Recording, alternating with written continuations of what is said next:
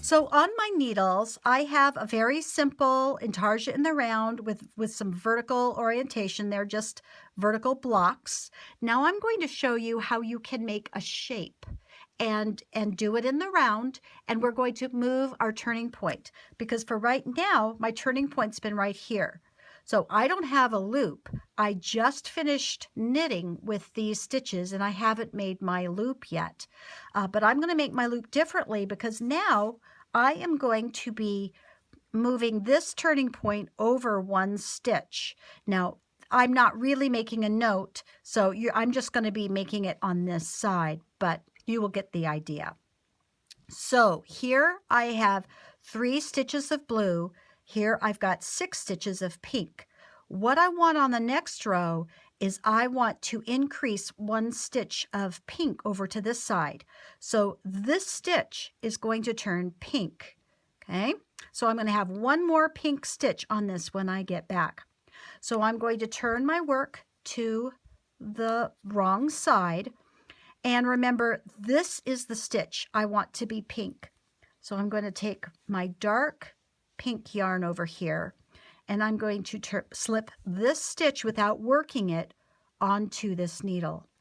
So now I'm just going to purl that stitch with the pink, and I have a loop, but the loop only has 5 stitches on this side because this stitch is going to be pink. Now I'm going to take a break and work around the round, and I'll be right back when I get to the loop. Okay, I just finished working with my dark pink loop. So now I have 5 dark pink and I have 7 of the light pink. Now I'm going to turn my work, and now I'm going on to this next round. So as you can see, this is my turning point, the dark spot, the dark line.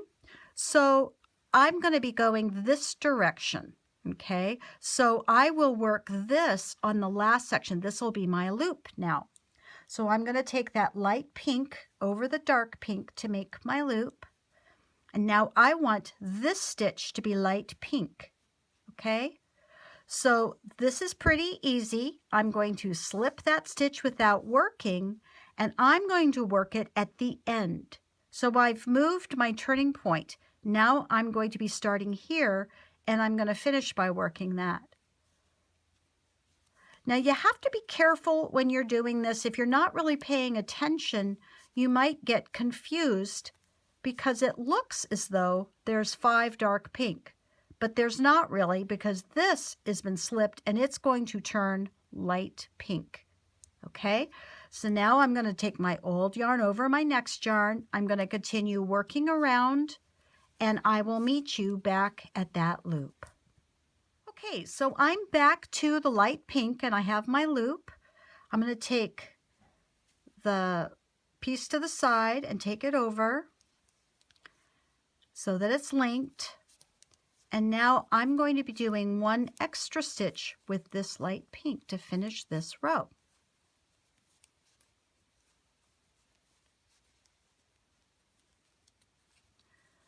So this slipped stitch now gets turned pink.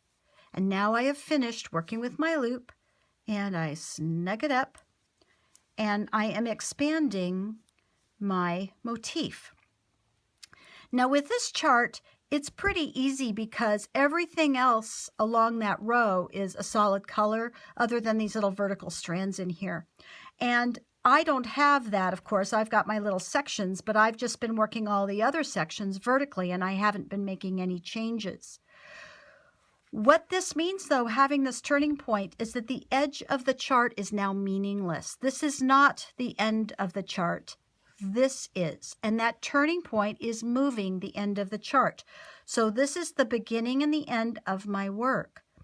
So when you come to the end here, you just automatically go to the other end and you start working that way. So this is a circle, and the beginning and ending is the black marks. Now at this point, I'm 2 rows in. So I've done, let's see, this one, and this one. So now I have 4 rows where I'm just going to work in a vertical line again. And that's easy. It's just going to be just like these. My turning point is here for 4 rows. And then on the next row, I'm going to be doing the opposite. I'm going to be slipping the other way so that I can move this back over. And I'm going to show you that as well. But when I get to this next one, look, it jumps because all of a sudden I'm out of the blue. I'm going to change and I'm going to come back over here. So you can move the turning point a long way. And I'll get to that in a little bit. So for right now, I'm just going to do a few rows straight up, and then I'll meet you back up here where I'm going to start going the other direction, and then we'll get ready to really move that turning point.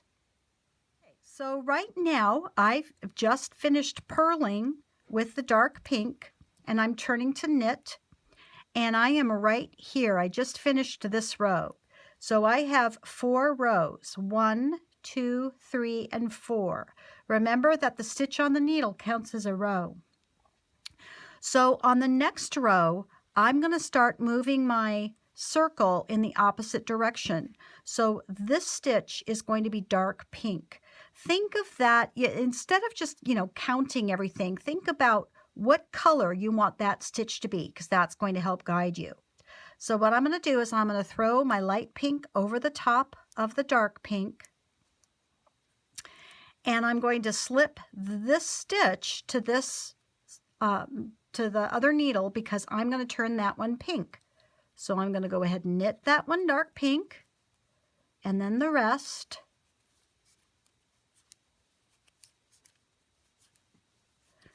And now I have my loop of light pink, and I have 1 less stitch here. So now I'm still working the stitches in a different order, but now I'm making this stitch first instead of making it wait until the very end. Okay, so I'm going to go ahead and I'm going to continue going around, and I'll meet you back at the loop. Here I am back at my loop. I'm going to take the dark pink from that side through the loop, and now I'm going to go ahead and finish my row.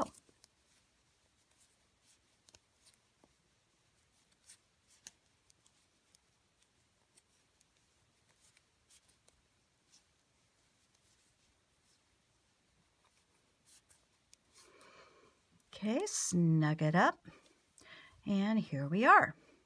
So now I'm going to turn my work again to the wrong side, and I want to turn this stitch dark pink now. So I'm going to take my dark pink, throw it over the light pink, and now that's going to be dark pink next time, so I'm slipping it without working it. So now that stitch is going to be the last one of the row worked.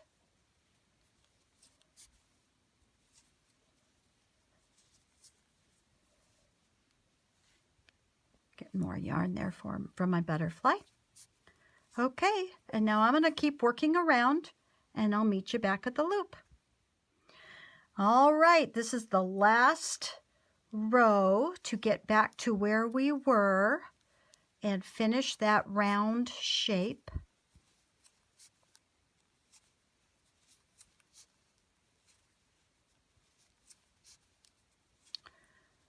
So we're going to work this little slipped stitch there, snug it up, and now we've finished making our round shape. So you've learned how to increase the size of your motif by increasing the edge, and then how to decrease it back again.